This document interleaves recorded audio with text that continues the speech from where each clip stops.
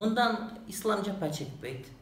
Musulmanlar biraz japa çeket, aldanıp kalat. Bolğanı 5 yılga 10 yılga.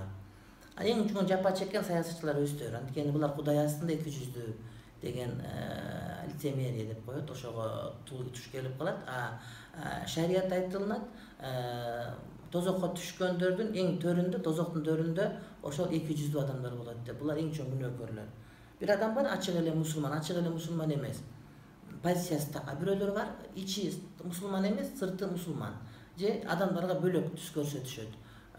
Саясатта көбүнчө болуп калат, кээде башка адамдардан деле болуп калат. Лицемерие, 200'lük, мунафыктык бул эң чоң жаман күнөө.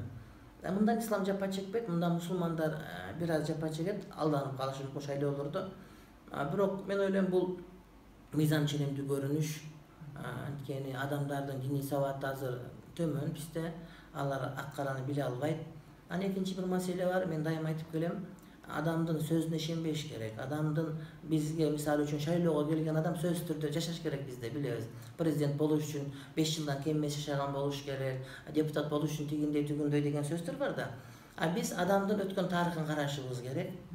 Ötkön tarıхында кандай болгон. Анан бүгүнкү сөз менен ошо дал келип атабы жок. Эгер дал келип аткан болсо, анда ошого ишенишибиз керек. Эгерде дал келбесе, ага ишенбешибиз керек. Аны дагы 5 жыл күтүшүбүз керек. Ага чейин башка дал келген адамга добушубузду берип турушубуз керек. Ушуну мен дайыма айтып келем. Эгерде адамдарда сабаттуулук көп болуп калган болсо, буга биздин саясатчылар деле барып баш ийип беришет дагы адамдарды алдай албай калышат.